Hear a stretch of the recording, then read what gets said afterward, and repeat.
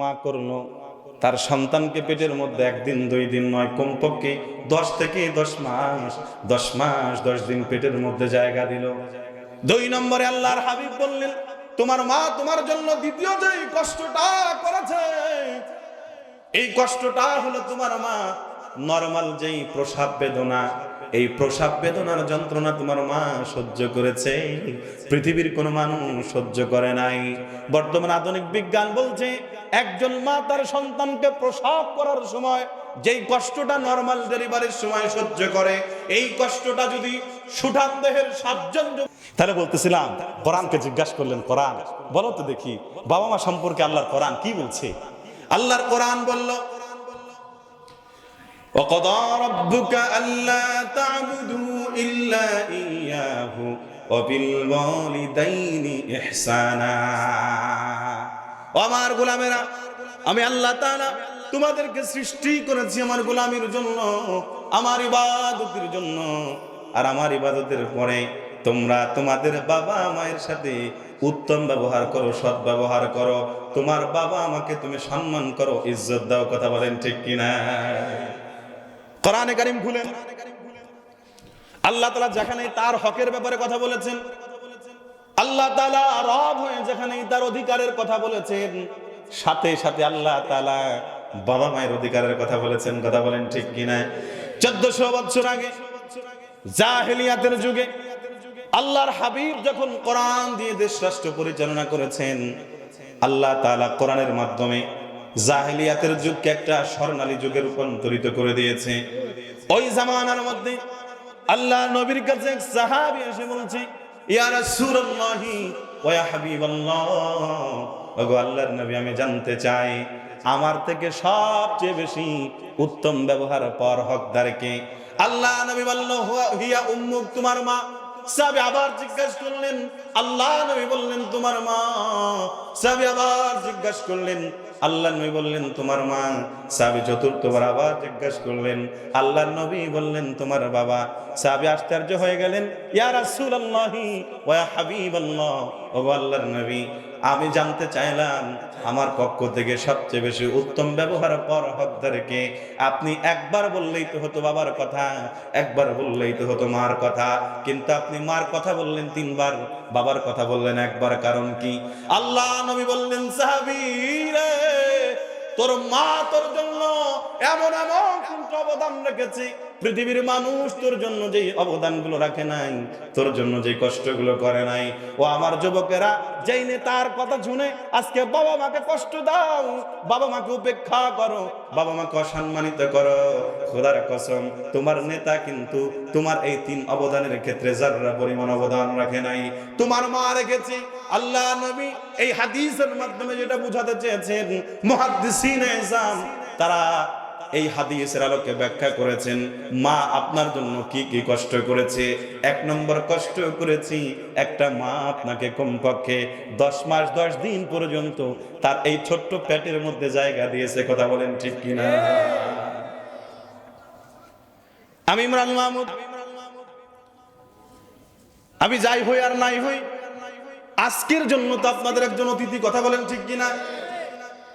আমি যদি আপনাকে বলি, বাবা আপনার বাড়িতে আমাকে 3 দিন, ওরাও আর শুনতেছে, আপনার বাড়িতে আমাকে 3 দিন মেহমানদারি করাবেন, 3 দিন জায়গা দেন, আল্লাহি এখানে এতগুলো মানুষের মধ্যে একজন মানুষ হয়তো আমি পাবো না যে বলবে বা স্বইচ্ছাই সন্তুষ্ট চিত্তে বলবে, হুজুর আমার বাড়িতে আপনি 3 দিন অবস্থান করেন। আমার ভাইরা, দুনিয়ার এত বড় বিশাল ঘরের মধ্যে একজন অপরিচিত ব্যক্তিকে যদি 3 দিন জায়গা দিতে না পারি, একটা মা তার ছোট্ট একটা পেটের মধ্যে, ছোট্ট একটা উদরের মধ্যে আপনাকে আমাকে 1 দিন 2 দিন নয়, 10 মাস 10 দিন পর্যন্ত জায়গা দিয়েছেন। কথা বলেন ঠিক কিনা? বর্তমান আধুনিক বিজ্ঞান, ডক্টর তারেক মাসউদ, পাকিস্তানের ফার্স্ট ক্লাস ডাক্তার, যিনি ডক্টর তারেক মাসউদ, উনি ওনার কিতাবের মধ্যে লিখেছেন, একটা বাচ্চার যখন 7 মাস পূর্ণ হয়ে যায়, 7 মাস পূর্ণ হওয়ার সাথে সাথেই বাচ্চার আকৃতি, বাচ্চার দেহটা আর মায়ের দেহটা একেবারে সেম সেম হয়ে যায়, মায়ের রেহেমটা একেবারে সেম সেম হয়ে যায়। 7 মাস পেরিয়ে 8 মাসে যখন পদার্পণ করে, 8 মাসে পড়লে এক এক দিন করে যখন বাড়তে থাকে, বাচ্চাটাও একটু করে বাড়তে থাকে, বড় হতে থাকে। মায়ের পেটের মধ্যে আর জায়গা হয় না, আল্লাহ তাআলা ওই সন্তানের পাটাকে উঠায়া মায়ের কলিজার নিচে ফিট করে দেয়। ও বাবা, কাকে আপনি কষ্ট দেন? ও যুবক, কাকে তুমি বিদ্যা বলো? কাকে তুমি বুড়ি বলো? কাকে তুমি বুড়া বলো? কোন স্ত্রীর প্রেমে পাগল হইয়া, কোন শ্বশুর বাড়ির প্রেমে পাগল হইয়া তুমি তোমার বাবা মাকে বৃদ্ধ বয়সে ঘর থেকে লাথি মেরে বের করে দাও? কোন বাবা মায়ের অবদান ভুলে তুমি বাবা মাকে ঘাড় ধাক্কা দিয়ে বাড়ি থেকে বের করে দাও? কুড়িগ্রামের সেই ঘটনাটা মনে পড়ে যায়। লক্ষ্য করলাম কুড়িগ্রামের এক কুলাঙ্গার সন্তান, তার মা বিছানায় প্রস্রাব করার কারণে স্ত্রী অভিযোগ করছে, স্বামী ঠান্ডা পানি দিয়ে প্রতিদিন তোমার মায়ের বিছানা ধুইতে আমার কষ্ট হয়। যুবক সাথে সাথে প্রচন্ড ক্ষিপ্ত গতিতে রাগ হয়ে বইয়ের কথায় মাকে ঘর থেকে টেনে হেসড়ে বের করে, এমনকি ভিডিও দেখেছি মায়ের চুল ধরে পর্যন্ত টানতে টানতে বড় ঘর থেকে উঠানের মধ্যে ফেলে দিছে। শুধু ফেলে দিয়েই ক্ষান্ত হয় না আমার বাজানেরা, মনটাকে নরম করেন, কানটাকে খাড়া করে দেন। বানানো কোনো কথা বলছি না, ইউটিউবের মধ্যে সার্চ দেন, ফেসবুকের মধ্যে সার্চ দেন, পেয়ে যাবেন। কোলাঙ্গার সন্তান মাকে বাজো কোলে করে নিয়ে নদীর মধ্যে ফেলে দিয়ে আসলো, আর ধমকাতে ধমকাতে বলল, আরে বুড়ি, প্রস্রাব যত করার নদীর মধ্যে কর, আমার বউরে আর কষ্ট দিবি না। ও বাজান বলেন তো দেখি, এই সমস্ত সন্তানের জন্য আল্লাহর জান্নাত অপেক্ষমান না জাহান্নাম? আল্লাহর হাবিব বলেছে, আল জান্নাতু তাহতা কুদামিল উম্মাহাত, জান্নাত হলো তোমার মায়ের পায়ের নিচে। জোরে বলি সুবহানাল্লাহ। গোটা পৃথিবী যত বড় মূল্যবান হন না কেন, গোটা পৃথিবীর সমস্ত সম্পদ দিয়ে জান্নাতের একটা চেয়ার কি কিনতে পারবেন? কথা বলেন না কেন? আর সেই গোটা জান্নাতটাকে আল্লাহ তাআলা একজন মায়ের পায়ের নিচে দিয়ে দিয়েছে। বলি সুবহানাল্লাহ। এক সাহাবী এসেছে, ইয়া রাসূলুল্লাহ ওয়া ইয়া হাবিবাল্লাহ, ওগো আল্লাহর নবী, আমি জান্নাত পেতে চাই। আল্লাহর নবী কয়, তুই তোর মার বেশি বেশি করে সেবা শুশ্রূষা কর, তুই তোর মায়ের খেদমত কর, তোর মায়ের পায়ের নিচে আল্লাহ তাআলা জান্নাত রেখে দিয়েছে। এই জন্যই তো আল্লাহর হাবিব আরো বললেন, রিদার রাব্বি রিদাল ওয়ালিদাইন ওয়া সাখাতুর রাব্বি সাখাতুল ওয়ালিদাইন। বাবা মা যদি সন্তুষ্ট হয়, আল্লাহ সন্তুষ্ট হয়ে যায়। বাবা মা যদি অসন্তুষ্ট হয়ে যায়, আল্লাহ অসন্তুষ্ট হয়ে যায়। আমার বাজানেরা বোঝাতে চাচ্ছিলাম, বাংলাদেশের এক নাম করা বিশ্ববিদ্যালয়, নামটা বললে আপনারা চিনে যাবেন। সেই বিশ্ববিদ্যালয়ে একজন নাম করা প্রফেসর, বৃদ্ধ বয়সে উনি ওনার মাকে বৃদ্ধাশ্রমে রেখে এসেছে। মা প্রত্যেক দিন কাতর নয়নে চাতক পাখির মতো জানালা দিয়ে বাইরের দিকে তাকায় থাকে, কখন আমার সন্তান আসবে, আমার কলিজার টুকরার ধন আসবে, আর ওকে দেখে আমি আমার চোখের শীতলতা করব। একদিন চলে যায়, সন্তান আসে না। 1 মাস চলে যায়, সন্তান আসে না। 3 বছর পরে সন্তান গেছে মাকে দেখার জন্য বৃদ্ধাশ্রমে। বানায় বলছি না, কিতাব পড়েন, পত্রিকা পড়েন, ঘটনাগুলো পাবেন। 3 বছর পরে যখন প্রফেসর সাহেব মাকে দেখতে গেছে বৃদ্ধাশ্রমে, দেখা মাত্রই বৃদ্ধ মা খাট থেকে নেমে সন্তানটাকে জড়াই ধরে কপালের মধ্যে চুমু খায় আর বলে, সন্তান, আমি খাবার পাই আর না পাই, তোর চেহারাটা দেখলে আমার প্রাণটা ভরে যায়। সন্তান ধমক দিয়ে কয়, মা আমারে ছাড়ো। মা কয়, সন্তান এত দেরি করলি কেন? আমাকে বৃদ্ধাশ্রমে রাখছিস না, কোনো সমস্যা নাই, আমি দুঃখ করি না, কিন্তু কয়েকদিন পরে পরে এসে কি আমাকে একটু দেখে যেতে পারিস না? সন্তান ধমক দিয়ে কয়, মা তুমি কি জানো না আমি অমুক বিশ্ববিদ্যালয়ের প্রফেসর, আমার সময়ের বড় দাম, আমি সময় পাই না তোমাকে দেখার মতো। মার চোখ দিয়ে পানি ঝরে আর ডাক দিয়ে কয়, সন্তান, আমার মাথার উপর একটা ফ্যান, এই ফ্যানটা জং ধরে গেছে, পাখাগুলো ঘুরে না, সুইচটা নষ্ট হয়ে গেছে। সন্তান রে, আমার মরার পরে তোর কাছে ওসিয়াত করে যাই, আমার মরার পরে এই পাখাটাকে ফ্যানটাকে তুই একটু পরিবর্তন করবি, নতুন একটা ফ্যান লাগাবি। সন্তান ডাক দে কয় মা বুঝলাম না কারিশমা, তুমি যদি মরেই যাও ফ্যানের দরকার কি? তোমার মরার আগে না হয় ফ্যান লাগালে তুমি ফ্যানের বাতাস খেয়ে যেতে পারবে, তুমি যদি মরেই যাও ফ্যান লাগায় লাভ কি? মা ডাক দে বলে সন্তান আমরা বৃদ্ধ মানুষ, আমরা আগেরকার জামানার মানুষ, আমরা আমাদের বৈধ টাকা দিয়ে হাড় ভাঙা পরিশ্রমের হালাল ইনকাম দিয়ে তোকে মানুষ করছি। তুই মানুষ হওয়ার পরে, শিক্ষিত হওয়ার পরে তুই তারপরেও আমাকে বৃদ্ধাশ্রমে রেখে গেছিস সন্তান। আর তুই তো হালাল হারাম যাচাই বাছাই না করেই কামাই করতেছিস, লক্ষ লক্ষ টাকা তোর সন্তানদের পিছনে ঢালতেছিস। ও সন্তান আমি দেখতে পাচ্ছি, মুরব্বী মানুষ আমার অভিজ্ঞতার আলোকে বলছি, তুই যদি আমার হালাল টাকার ইনকামের উপরে বড় হয়ে যদি আমাকে বৃদ্ধাশ্রমে রেখে যেতে পারিস, আমি দেখতে পাচ্ছি তোর হারাম টাকা দিয়ে যে সন্তানরা বড় হচ্ছে সেদিন বেশি দূরে নয়, তোকেও টেনে হেসড়ে ঘর থেকে বের করে বৃদ্ধাশ্রমে রেখে যাবে। আমার মুসলমানেরা,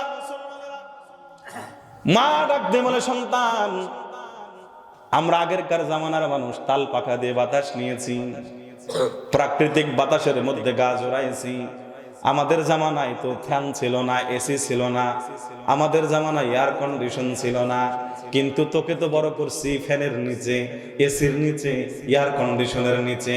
ও সন্তান আমি না হয় কষ্ট করে বাকি কয়টা দিন পার করে দেব, কিন্তু তুই যদি এই বৃদ্ধাশ্রমে আসিস ফ্যান ছাড়া তুই এক মুহূর্ত কাটাতে পারবি না। এই জন্যই বলছিলাম বাজার বাবা বড় আজিব এক নিয়ামত, বড় এক মহব্বতের খাজানা। না হয় মা তার সন্তানকে কেন 10 মাস 10 দিন তার পেটের মধ্যে জায়গা দিবে? কি করছেন আপনি? মার জন্য কি অবদান রাখছেন? কেন একজন মা তার সন্তানের মধ্যে, আরে বাবা আপনি একটা ইটের আদলা, একটা অর্ধেক ইট আপনার পেটের মধ্যে রশি দিয়া বান্দা কয়দিন রাখতে পারেন? আপনি দেখেন তো কয়দিন রাখতে পারেন? আর একটা মা তার সন্তানকে 2.5 কেজি 3 কেজি ওজনের একটা বাচ্চাকে 1 দিন 2 দিন নয় 10 মাস পর্যন্ত জায়গা দিল, এটা মহাব্বত ছাড়া হতে পারে? আরো জোরে বলেন, মহাব্বত ছাড়া হতে পারে? সম্ভব। কথায় কথা মনে পড়ে যায়, হযরত আবু হুরায়রা রাদিয়াল্লাহু তাআলা আনহু থেকে হাদিস বর্ণিত, আল্লাহর হাবিব বলেছেন আল্লাহ তাআলা তার দয়া মায়া, তার মহাব্বত ভালোবাসা, মায়া প্রীতি বন্ধনের খাজানা থেকে সমগ্র ভালোবাসা, সমগ্র দয়া মায়াকে 100 ভাগে ভাগ করেছেন। কত ভাগ? কথা বলতে আমার সাথে, কত ভাগ? 100 ভাগে ভাগ করলেন। 100 ভাগে ভাগ করার পরে আল্লাহ তাআলা 99 ভাগ দয়া মায়া নিজের কাছে রেখে দিয়েছে। বাকি থাকলো কয় ভাগ? এই 1 ভাগ ভালোবাসাকে আল্লাহ তাআলা আবারও 100 ভাগে ভাগ করলেন। 100 ভাগে ভাগ করে আল্লাহ তাআলা 99 ভাগ ভালোবাসা আমার আপনার নবী মুহাম্মাদুর রাসূলুল্লাহ প্রাণ ভরে পড়ি সাল্লাল্লাহু আলাইহি ওয়াসাল্লাম আমার নবীকে আল্লাহ তাআলা দান করলেন। বাকি থাকলো কয় ভাগ? এই 1 ভাগ ভালোবাসাকে আল্লাহ তাআলা আবারও 100 ভাগে ভাগ করলেন। 99 ভাগ ভালোবাসা আল্লাহ তাআলা এই পৃথিবীর মাতৃজাতিকে দান করেছেন। বাকি থাকলো 1 ভাগ। এই 1 ভাগ ভালোবাসা আল্লাহ তাআলা আদম থেকে নিয়ে কিয়ামতের আগ পর্যন্ত যত সৃষ্টি আছে, যত মালায়েকা আছে, যত হাইওয়ানাত আছে, যত জিন্নাত আছে, যত ইনসানিয়াত আছে, আল্লাহ তাআলা সবার মাঝে সমভাবে বন্টন করে দিয়েছে। এই জন্যই তো মা 10 মাস 10 দিন পর্যন্ত তার বাচ্চাটাকে পেটের মধ্যে ধারণ করলো। আমার বাজানেরা বলতেছিলাম, সন্তানের পাটাকে যখন মায়ের কলিজার সাথে ফিট করে দিয়েছে, এই পৃথিবীতে এমন কোনো মানুষ নাই, চাই চরমনার পীর হোক, জামাতের আমির সাহেব হোক, সারসিনার পীর সাহেব হোক, আমাদের দেশের প্রধানমন্ত্রী ইউনূস সাহেব হোক, এমন একজন মানুষ আপনি খুঁজে পাবেন না। ডক্টর তারেক মাসউদ বলছে যে সবচেয়ে শান্ত সৃষ্ট মেজাজের বাচ্চা মায়ের পেটের মধ্যে সবচেয়ে কম নড়াচড়া করে, সেই বাচ্চাটাও তার মায়ের কলিজার মধ্যে কমপক্ষে 470 বার লাথি মেরেছে। গভীর রজনীতে স্বামীর পাশের বিছানায়, স্বামীর পাশের বালিশে মাথা দিয়ে মা যখন ঘুমায়, হঠাৎ করে পেটের মধ্য থেকে সন্তানটা মায়ের কলিজার মধ্যে লাথি মেরে দেয়। মা আর ঘুমায় থাকতে পারে না, বসে যায়। স্বামী ডাক দিয়ে কয়, প্রাণের স্ত্রী কেন তুমি বসে গেলা? কয়, আমার নয়নের ধন কলিজার টুকরো নাড়াচাড়া করেছি। মা বসেছিল, আবার যখন কলিজার মধ্যে সন্তানটা লাথি মারে, বসা মার বসে থাকতে পারে না, মাটা দাঁড়ায় যায়। কথা কোন ঠিক কিনা? সেই মাকে আজকে কষ্ট দেই। সেই মা বৃদ্ধ হলে বুড়ি হয়ে যায়, বাবা বৃদ্ধ হয়ে বুড়া হয়ে যায়। ওরে কপাল পুরা বদনসিব, তোর জন্য আল্লাহর জাহান্নাম অপেক্ষমান। মুসলমান ভাইরা গভীর মনোযোগ দেন। কথা দীর্ঘ করতে পারবো না, যেহেতু একটা নির্দিষ্ট সময় আমাকে দেয়া আছে আমার বাজানেরা। তাহলে 1 নম্বর কষ্ট মা করলো, তার সন্তানকে পেটের মধ্যে 1 দিন 2 দিন নয়, কমপক্ষে 10 থেকে 10 মাস 10 দিন পেটের মধ্যে জায়গা দিল।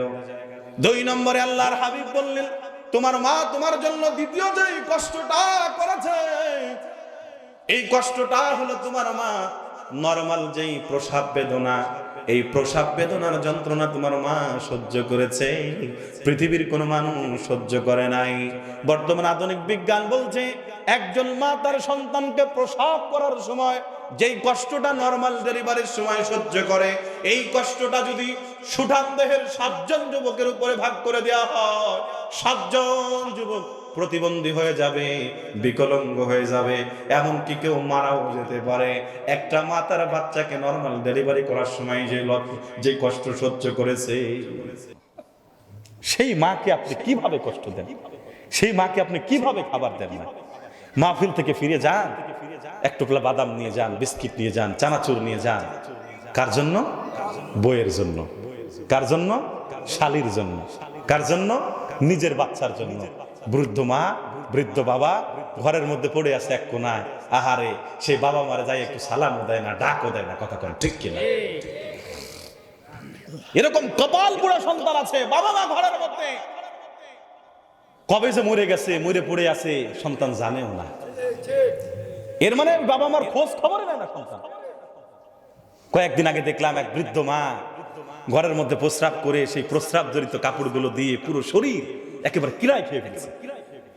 মানে ঘাম, প্রস্রাব, ময়লা, আবর্জনায় পুরো শরীরটা নষ্ট হয়ে গেছে, পুরো শরীরটা একেবারে পোকায় ধরছে, ঘায়ে পচরা হয়ে পুরো শরীর নষ্ট হয়ে গেছে। জিজ্ঞাসা করা হলো, আপনার কি কেউ খোঁজ খবর নেয় না? বলল, আমার কাছে কমপক্ষে 3 মাস আমার কোন আত্মীয় স্বজন আসে না আমাকে দেখার জন্য। পাশের বাড়ির কেউ আছে, একটু খাবার জালনা দিয়ে দেয়, আমি সেটা খাই, এই খেয়ে খেয়ে আমি আজকে পর্যন্ত জীবিত আছি। ও আমার মুসলমানেরা,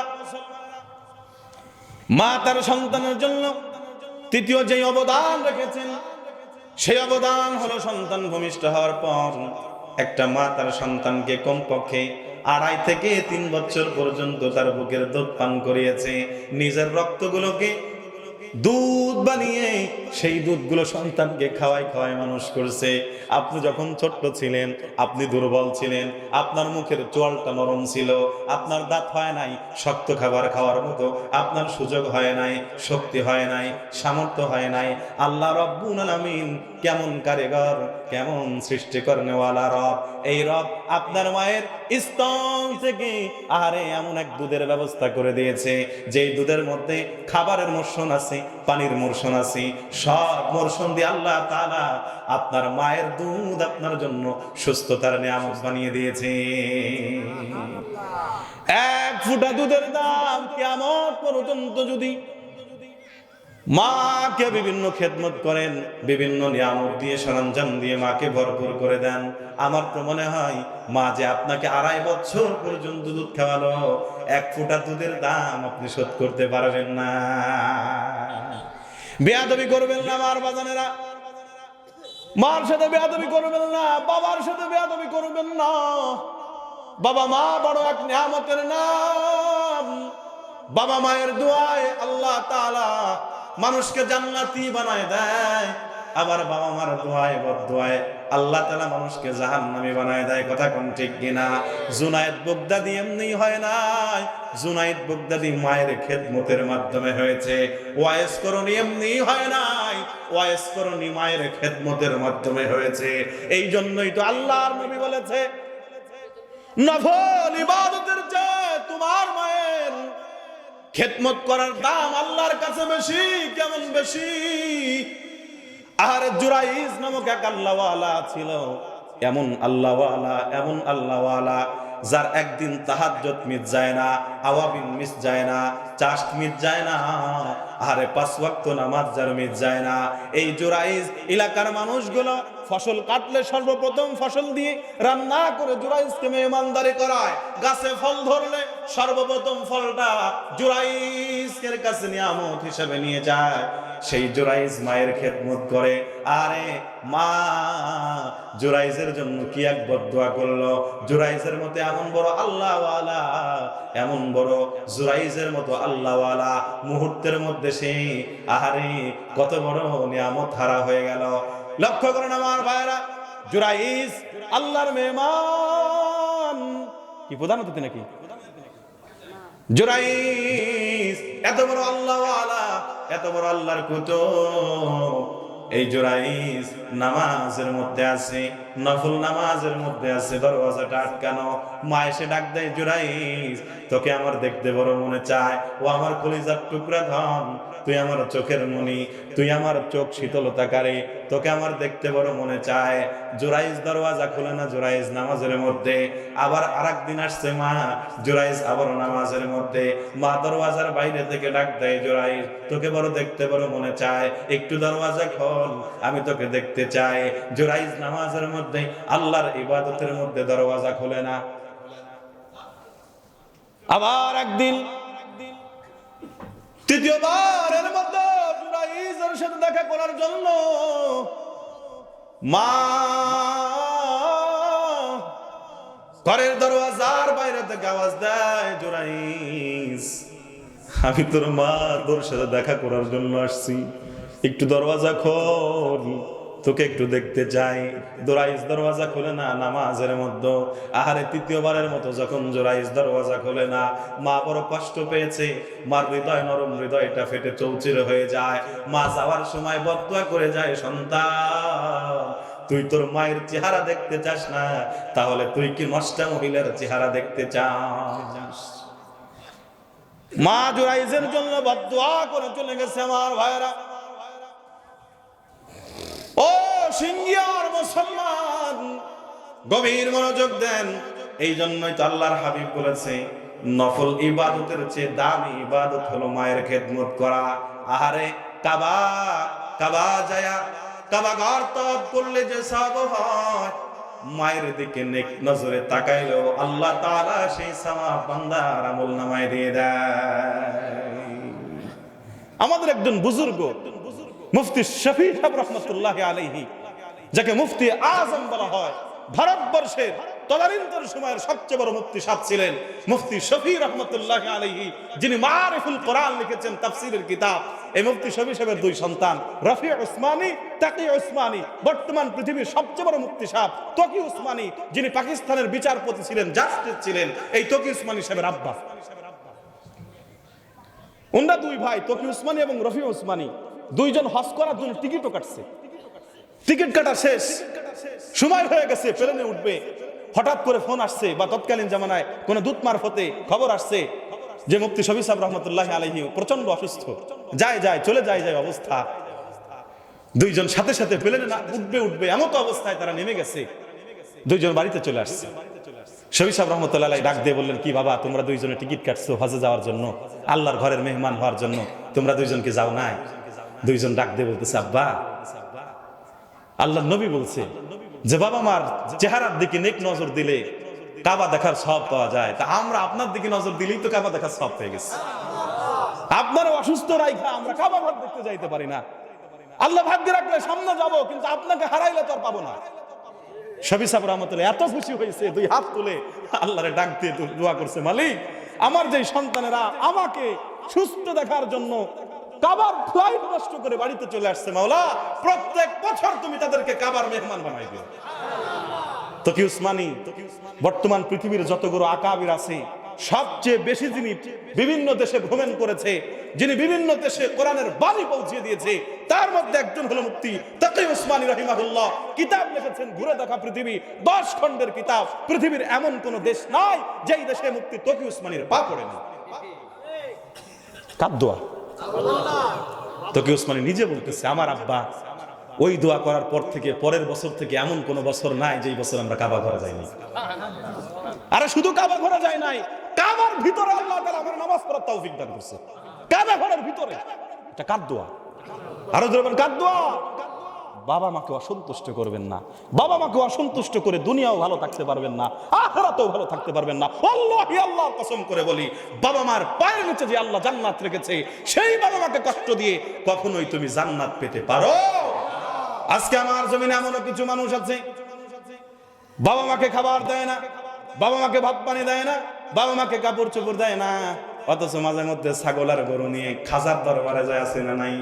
তাই খাজার শরণে কত সেজদা পড়ে চরণে, খাজার শরণে কত সেজদা পড়ে চরণে, গাঞ্জা লইয়া কলকি টানে রয় না কিছু পরনে, গাঞ্জা লইয়া কলকি টানে রয় না কিছু পরনে, খাজার শরণে কত সেজদা পড়ে চরণে। মাজারে মাজারে ভাইরে কত আসে কাছে ভাই, নামাজ রোজা ধার ধারে না, একটার মুখেও দাড়ি না, আছে না?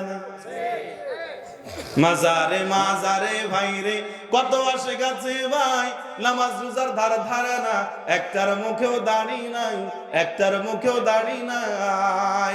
গোল্ডি ফর বেনসন সিগারেট একটার পর একটা টানে, খাজার শরণে কত সিজদা পড়ে চরণে। আমাদের জন্য সবচেয়ে বড় পীর কে? বাবা মা। কে?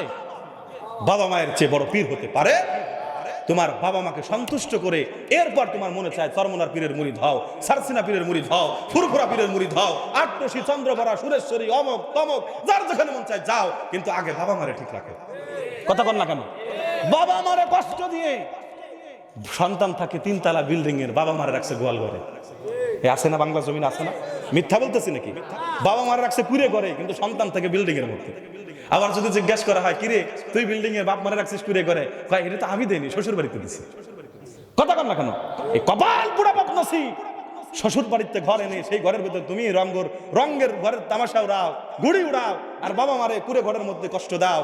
তোমার মতো বদনসিব, কপাল পুরা বদনসিব, আল্লাহর জান্নাত তো দূরের কথা, জান্নাতের গান পর্যন্ত পাবে না। কথা কন না কেন? ও আমার মুসলমানেরা, গভীর মনোযোগ দেন। এই জন্য বলছিলাম, জুরাইজের মা বড় কষ্ট পেয়ে দরওয়াজার বাইরে থেকে ডাকতে কয়, জুরাইজ তুই মায়ের চেহারা দেখলি না, দরওয়াজা খুললি না, তাহলে মায়ের চেহারা দেখতে চাস না তো কার চেহারা দেখবি? তুই কি কোনো নষ্ট মহিলার চেহারা দেখবি নি? জুরাইজের মা যখন চলে যায়, আল্লাহর বান্দা, আল্লাহর ওলি জুরাইজ তদানীন্তন সময়ের সবচেয়ে বড় আলেম, সবচেয়ে বড় আবেদ, যিনি হাত উঠাইলে আল্লাহ হাত ফেরত দেয় না। এই জুরাইজ মায়ের বদদুয়ার কারণে আর তৎকালীন জামানার এক নষ্ট মহিলা ঘরের মধ্যে সন্তান প্রসব করছে। লোকেরা যখন আসছে ঘরের মধ্যে, নষ্ট মহিলার ঘরের মধ্যে সন্তান, ডাক দিয়ে বলে, মহিলা এই সন্তানের বাবা কি? মহিলার সাথে সাথে কয়, এই সন্তানের বাবা হলো জুরাইজ। আল্লাহর বান্দারা সবাই মিলে জুরাইজের বাড়িতে আক্রমণ করে, জুরাইজের ঘর থেকে মাল আসবাবগুলো সব বাহির করে উঠানের মধ্যে ফেলে দেয়। জুরাইজকে টেনে হেঁচড়ে অপমান করে, অসম্মান করে, অবমর্যাদা করে। এ মুসলমান বলেন তো দেখি, জুরাইজের মতো এত বড় আল্লাহওয়ালা, এত বড় আল্লাহওয়ালা, আল্লাহ তাআলা এই শাস্তি দিলেন, দুনিয়ার এই অসম্মানের মুখোমুখি করলেন, সম্মুখীন করলেন, কারণ একটাই, মায়ের বদদুয়া। কথা কোন ঠিক কিনা? ওয়াইস করুন, আল্লাহর নবীর সময় যিনি বেঁচে আছেন, ওয়াইস করুনি। আহারে, নবী দেখার চেয়ে বড় ইবাদত হতে পারে? যেই নবীকে ঈমানের সাথে দেখলে সাহাবা হওয়া যায়। একজন সাহাবার পায়ের নিচে যে একটা ধুলাবালি পড়ে আছে, এই ধুলাবালির মূল্য গোটা পৃথিবীর সমস্ত আবেদের মূল্য এক জায়গায় করলেও হবে না।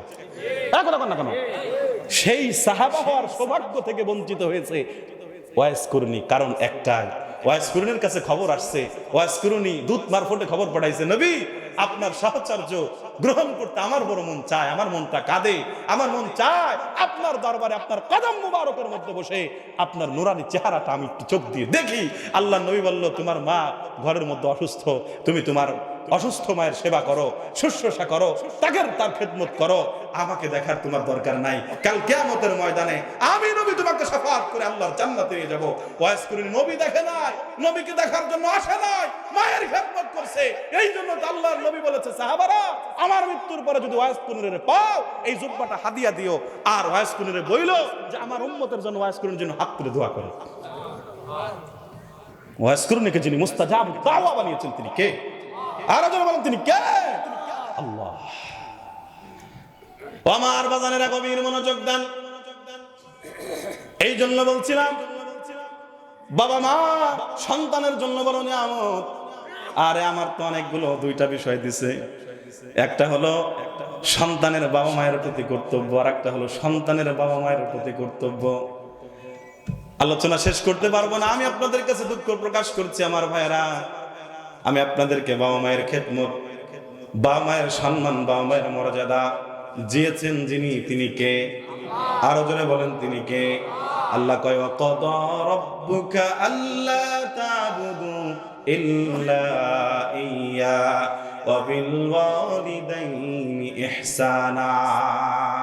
আমি রবের ইবাদত করার পরে, আমি রবের হুকুম মানার পর, আমি রবের দাসত্ব করার পর, আমি রবের গোলামি করার পরে, আমি রবের গোলামির পরে তোমরা তোমাদের বাবা মায়ের হক আদায় করো, বাবা মায়ের সাথে ভালো ব্যবহার করো, বাবা মায়ের সাথে তোমরা ভালো সুন্দর সুন্দর আচরণ করো।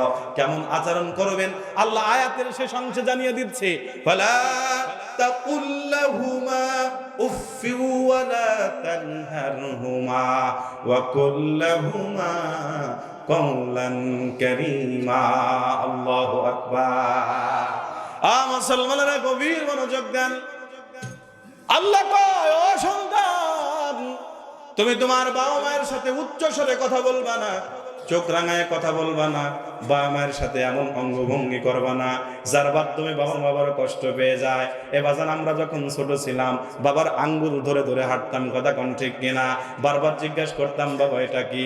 বাবা কয় এটা হলো অমক। আবার জিজ্ঞাসা করি, কয় এটা কি? বাবা কয় অমক। বারবার জিজ্ঞাসা করার পরেও বাবা বিরক্ত হয় না, কারণ বাবা জানে এটা আমার সন্তান, ওর আকল কম, এখনো আকল পরিপক্ক হয় নাই। সুতরাং একবার বলার পর মনে থাকবে না, বারবার বাবা বলে।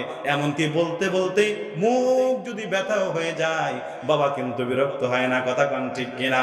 ও আমার বাজানেরা, বাবা আর সন্তান দুইজনে ক্রিকেট খেলে, সন্তানের হাতের মধ্যে ব্যাট, বাবা বল নিয়ে সন্তানের কাছে বলটা চেঙ্গা দেয়, সন্তানটা ব্যাট দিয়ে এদিক মারে ওদিক মারে সেদিক মারে। বাবা কষ্ট করে, মুরব্বী মানুষ, বয়স হয়ে গেছে, কষ্ট করে বলটা ছুটে আনে, তারপরও বিরক্ত হয় না, কারণ সন্তানের মুখের হাসি বাবা মায়ের কাছে গোটা দুনিয়া থেকে বড় দামি, কথা কোন ঠিক কিনা? কথায় কথা মনে পড়ে যায়, একটা সন্তানের জন্য বাবা মা এত বড় নিয়ামত। বাবা মা সন্তানের মুখের, সন্তানের চোখের এক ফোঁটা পানি দেখতে পারে না, প্রয়োজন হলে গোটা জিন্দেগি সন্তানের জন্য বিসর্জন দিয়ে দেবে, সন্তানের জন্য কুরবান করে দেবে, তারপরও বাবা মা সন্তানকে একা ছাড়ে না। 2020 সাল, 2000 কত সাল? 2000 সাল, কত সাল? 2000 সাল। এই 2000 সালে জাপানে একটা ট্র্যাজেডি হয়েছিল, ভূমিকম্প। বর্তমানে জাপানে ভূমিকম্প চলতেছে, সিরিজ ভূমিকম্প। জাপান হলো ট্রাকটনিক প্লেটের উপরে ভাসমান, এই জন্য ভূমিকম্প কোনো কোথাও হলে জাপানে সর্বপ্রথম হয়। জাপানে ঘন ঘন ভূমিকম্প হয়। আমাদের মুসলিম বিশ্বের তুরস্ক এই ট্রাকটনিক প্লেটের উপরে ঘন ঘন ভূমিকম্প হয়। জাপানে কয়েকদিন আগে যেমন ভূমিকম্প হয়েছে, 2000 সালে একটা ভূমিকম্প হয়েছিল। এই এক ভূমিকম্পে জাপানের 37,000 মানুষ মারা গেছে। কত হাজার মানুষ? 37,000 মানুষ মারা গেল।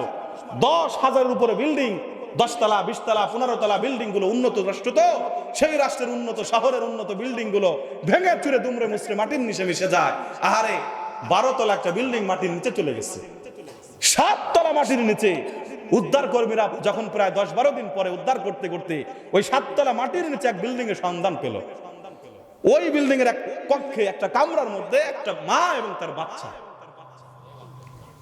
মা এবং বাচ্চা অক্ষত, কোথাও কোনো কাটা ছিঁড়া ফাটা ফুটার দাগ নাই, কোথাও কোনো ছাসা সুসর দাগ নাই, পুরো অক্ষত, কিন্তু বেহুশ হয়ে গেছে, অচেতন হয়ে গেছে।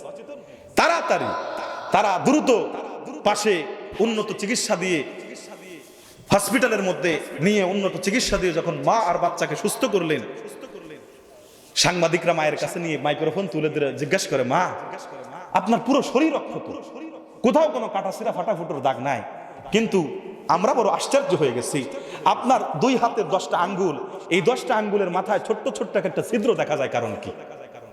ছোট্ট ছোট্ট একটা ছিদ্রগুলো দেখা যায় কারণ কি? মা ডাক দিয়ে বলল, সাংবাদিক ভাইরা,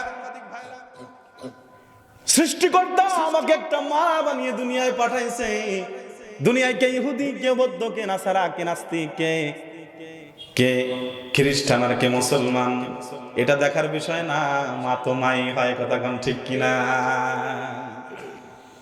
সাংবাদিকদের কাছে মা ডাক দিয়ে কই, সাংবাদিক বাবা, আমি একজন মা, আমার এই সন্তানকে নিয়ে যখন আমরা এই বিল্ডিং এর মধ্যে ঢুকছি, আমার ব্যাগের মধ্যে কয়েক প্যাকেট বিস্কিট ছিল আর সামান্য একটু পানি ছিল, 1 বোতল পানি। এই বিল্ডিং এ ঢোকার পরে ভূমিকম্প হলো, বিল্ডিংটা ধসে মাটির নিচে চলে গেল। সময় সংক্ষেপে আমি সংক্ষেপে ঘটনাটা বলছি আমার ভাইয়েরা। মাটির নিচে যখন বিল্ডিংটা চলে গেল, আমার সন্তান, আমরা অন্ধকার প্রকোষ্ঠে, অন্ধকার কামরার মধ্যে, মাটির পৃথিবী থেকে আমরা একেবারে বিচ্ছিন্ন, কোনো আলো বাতাস কারেন্ট বিদ্যুৎ কিচ্ছু নাই। আমরা এই অন্ধকার কামরার মধ্যে, আমি মা আমার সন্তানটা দুইজনেই বিল্ডিং এর মধ্যে, কামরার মধ্যে। আর আমার সন্তান মাঝে মধ্যে আমার কাছে আসে আর বলে, মা ক্ষুধা লাগছে, খাবার দাও, মা পানির পিপাসা লাগছে, পানি দাও। আমি না হয় বুঝি, আমি না হয় বয়স্ক মানুষ, আমার কাছে সামান্য কয়েকটা বিস্কিট আর 1 বোতল পানি, আমি যদি খেয়ে ফেলি সন্তান বাঁচতে পারবে না, না জানি উদ্ধার করতে করতে কতদিন সময় লেগে যায়। আমি 1 ফোঁটা পানিও খেলাম না, মাঝে মধ্যে একটু জিহ্বাটা ভিজায়, একটা বিস্কুট আমি খাই না, সন্তানকে মাঝে মাঝে একটু খেতে দেই, কিন্তু কয়দিন আর চলে, 3-4 দিনের মধ্যে পানিও শেষ, বিস্কিটও শেষ। আমার সন্তান আমার চোখের সামনে দিয়ে কান্দে, আর আমার আঁচল ধরে ধরে টান দেয় আর বলে, মা পানি দাও, পানি দাও, বিস্কিট দাও, আর জীবন বাঁচে না।